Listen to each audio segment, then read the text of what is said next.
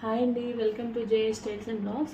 ఈరోజు తోటకూర carrot fry చేశానండి బాక్స్లోకి. నేను ఆ రెసిపీ ఇందులో షేర్ చేద్దామని వీడియో చేశాను. ముందుగా ఆయిల్ వేసుకోవాలండి. ఈ కర్రీ ఎందులోకైనా బాగుంటుంది, రైస్లోకైనా చపాతీలోకైనా రెండింటిలోకి బాగుంటుందండి. చాలా హెల్దీ ఫుడ్ కూడా ఇది.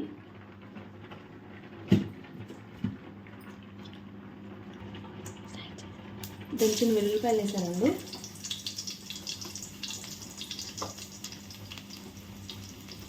కొద్దిగా జీలకర్ర,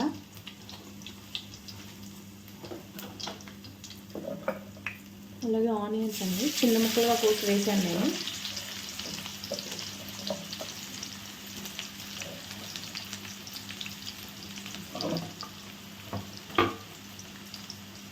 తర్వాత ఈ కర్రీలోకి నేను క్యారెట్స్ అయితే 2 తీసుకున్నాను. చాలా చిన్న చిన్న ముక్కలు, ఎందుకంటే ఇవి మనం ఉడకబెట్టాం కదా, అందుకని చాలా చిన్న చిన్న ముక్కలుగా కోసాను. ఆనియన్ ఫ్రై అయిపోగానే ముందు క్యారెట్ వేసుకుంటే చక్కగా క్యారెట్ కూడా పచ్చివాసన పోయిన దాకా ఫ్రై అవుతుంది. ఇప్పుడు క్యారెట్ ముక్కలు వేస్తున్నాను.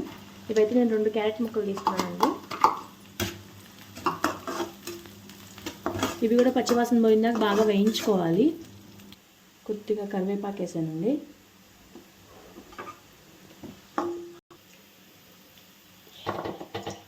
చాలా కొద్దిగా అల్లం పేస్ట్ వేసాను. ఇప్పుడు క్యారెట్లు బాగా వేగిపోయింది కదండి. ఇప్పుడు మనం తోటకూర వేసుకుందాం. ఈ తోటకూర అయితే నేను 5 కట్టలు తీసుకున్నానండి, చిన్న చిన్న కట్టలు. బాగా లేతదైతేనే ఈ కర్రీకి చాలా బాగుంటుందండి. ముదురుదైతే అవి కాడలు తీసేసి కొన్ని ఆకుల వరకు వేసుకోవచ్చు. నేనైతే బాగా లేత తోటకూర తీసుకున్నాను. ఇది ఆల్రెడీ నేను కట్ చేసే ముందే కడిగానండి, కడిగి కట్ చేసుకున్నాను నేను. ఇది వేసి బాగా తిప్పి కాసేపు మూత పెట్టేస్తే, కొంచెం సాల్ట్ వేసి మూత పెడదామండి. సాల్ట్ మీకు సరిపడినంత వేసుకోండి. నేనైతే 3 స్పూన్స్ వేస్తున్నాను, కావాలి తర్వాత చూసి వేసుకోవచ్చు. తోటకూర కదా, ఇదంతా మగ్గిపోతే చాలా తక్కువ అవుతుంది కదా, అందుకని నేను కొంచెమే వేసాను. ఇంకా పైకి కిందకి కొంచెం ఒకసారి బాగా మొత్తం ఉప్పు అవి కలిసిందాక కలుపుకొని మూత పెట్టేస్తే తోటకూర బాగా మగ్గుతుందండి. నేను ఇప్పుడు కలిపేసేసి ఇంకా మూత పెట్టాను.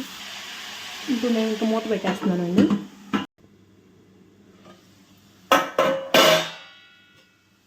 ఈ నీళ్ళన్నీ ఎగిరిపోయినాయండి, చక్కగా తోటకూరలో వచ్చిన వాటర్ అంతా ఎగిరిపోయినాయి.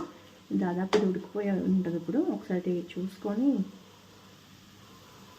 ఉడికిపోయిందండి బాగా. ఇప్పుడు ఈ టైంలో కొంచెం కారం మీకు సరిపడినంత అయింది. నేను ఒక 2 స్పూన్స్ దాకా వేస్తున్నాను.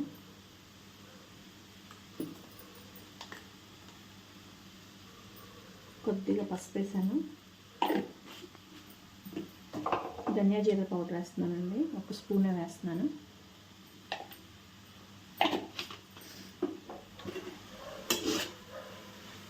బాగా కూర అంతా ఇది కారం ఇలా పట్టిందాక బాగా తిప్పుకొని మళ్ళీ కొంచెంసేపు మూత పెట్టేస్తే అది బాగా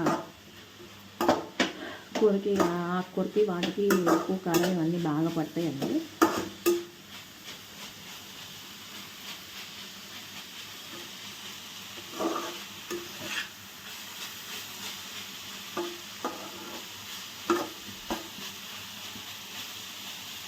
సో మూత పెట్టేసేద్దామండి ఇప్పుడు కాసేపు.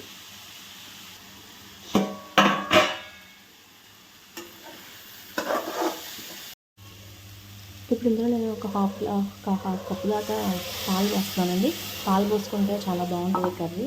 ఈ పాలన్నీ బాగా వేగిన దాకా ఉంచుకొని కట్టేస్తే బాగుంటుంది. పాలు ఆప్షనల్, మీ ఇష్టం, వేసుకుంటే వేసుకోవచ్చు, లేకపోతే లేదు.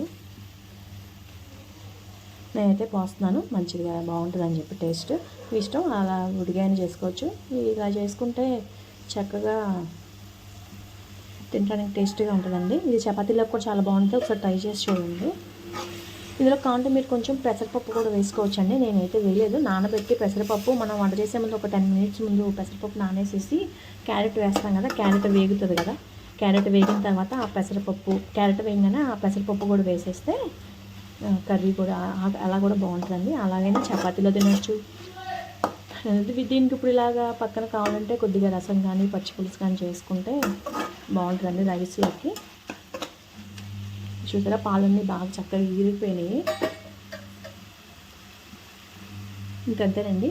మినిట్స్కి మూత పెట్టేసేసి కాసేపు ఒక 2 మినిట్స్ మళ్ళీ ఒక్క నిమిషం మటన్ అంటే ఆయిల్ అంతా బయటకు వస్తుంది కదా, అప్పుడు ఇంకా కర్రీ మనకి రెడీ అయిపోయినట్టే.